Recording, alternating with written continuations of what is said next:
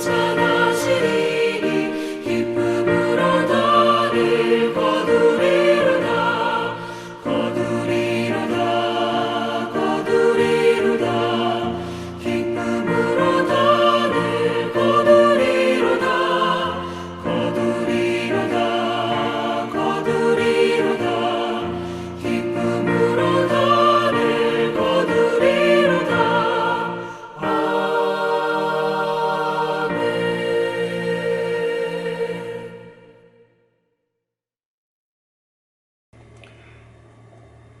오늘 말씀은 우리에게 기뻐하라, 항상 기뻐하라 이렇게 명령하고 있습니다.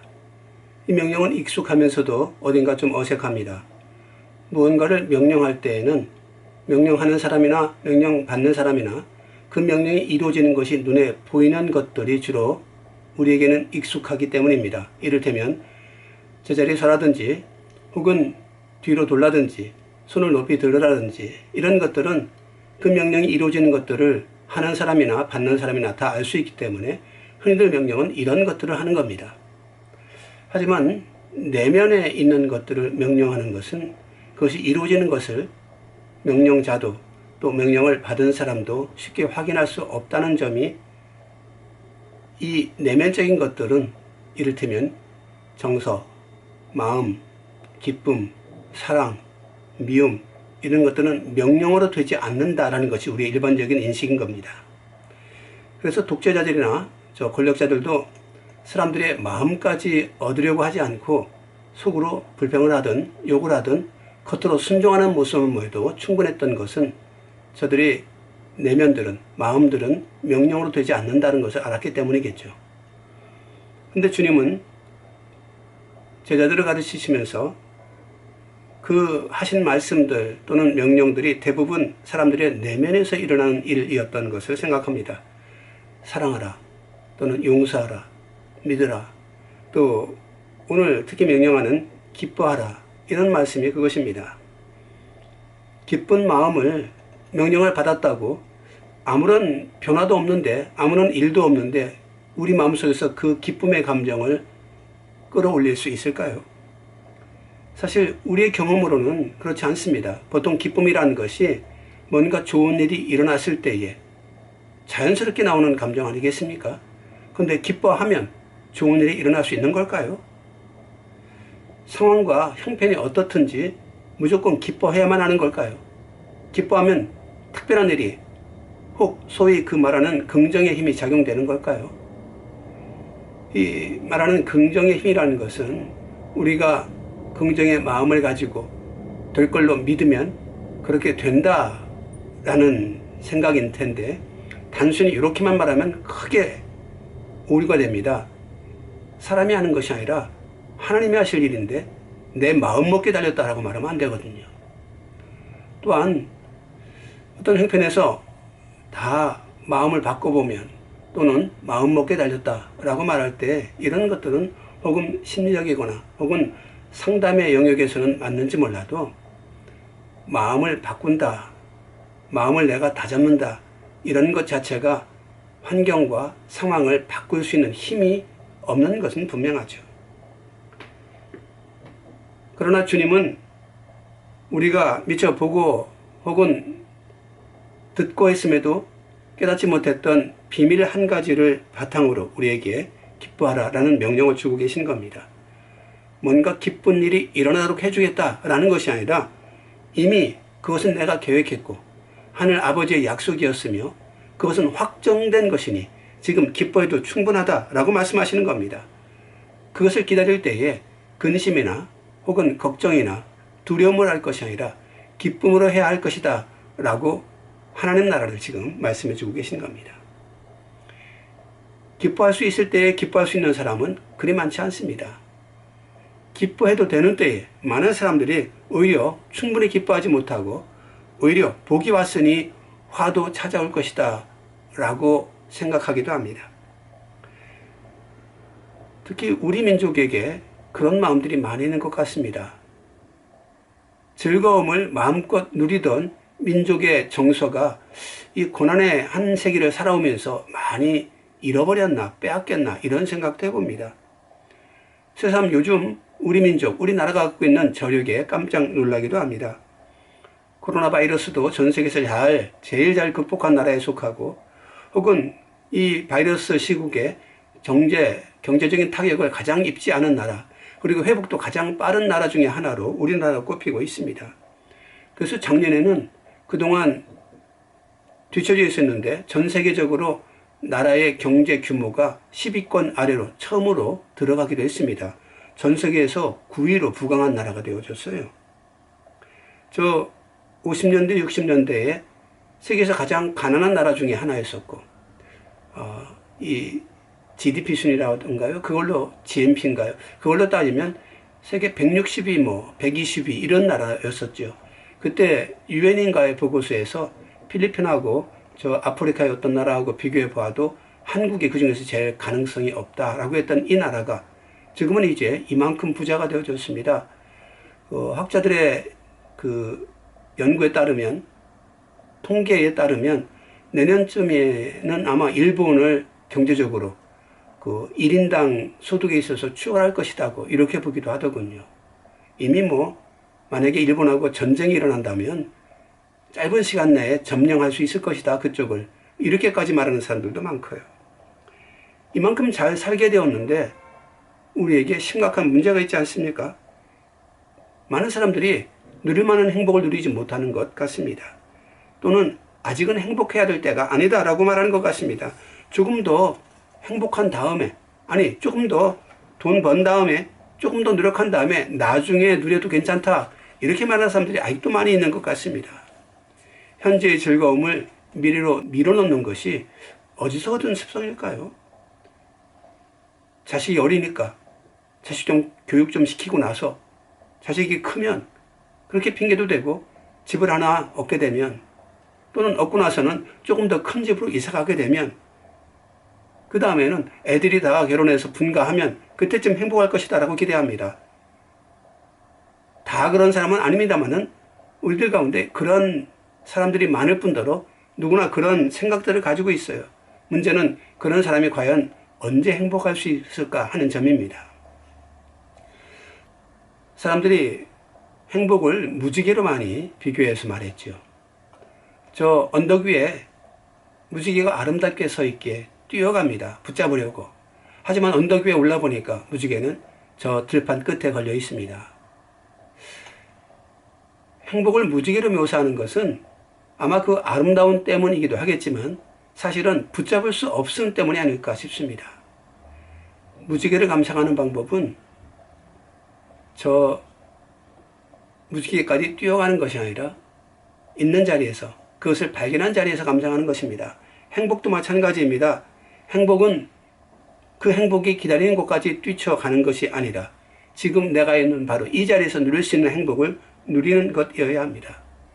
자식이 아직 어리니까 키워서 조금 장성해서, 혹은 대학 가서, 혹은 결혼하고 나서 그 다음에 행복을 누리려고 한다면 누릴 행복 남아있지 않습니다. 지금 자녀와 함께 행복을 누리는 것이 옳습니다. 돈 많이 벌면 나중에 이것도 하고 저것도 하리라라고 생각하지만 그때는 이미 할 만한 나이도 지나고 할 만한 환경도 아닐걸요.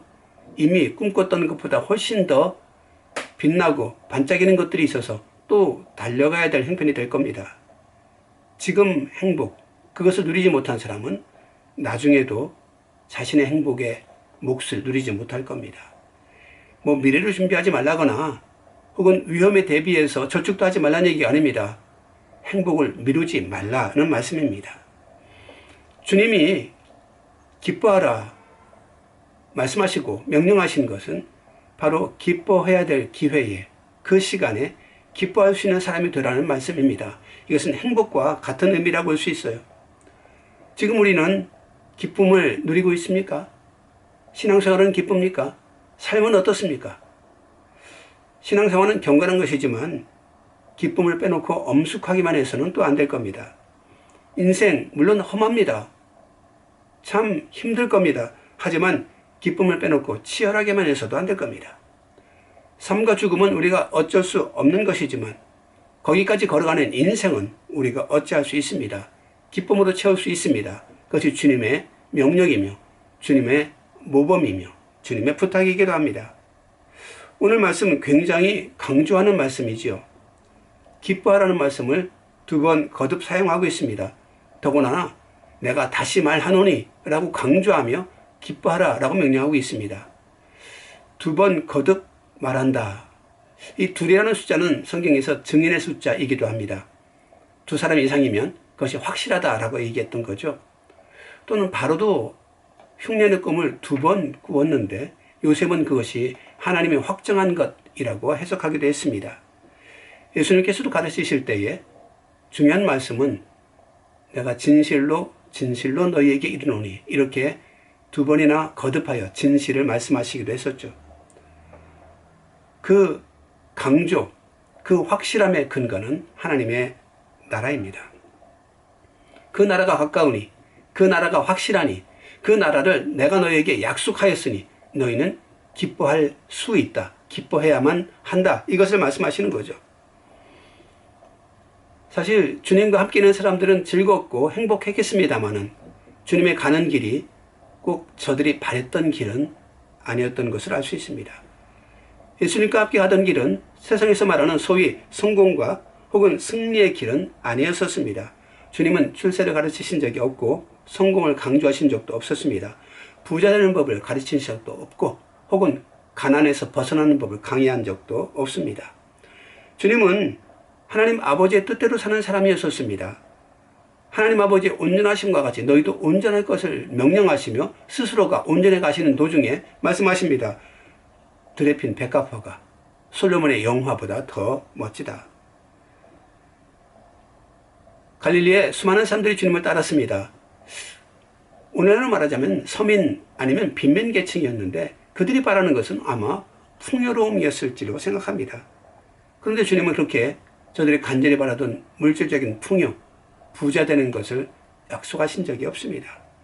물론 주님께서 사람들에게 가난하게 사는 것이 좋다 혹은 헐벗고 굶주려도 괜찮다 이렇게 말씀하신 것은 아닙니다.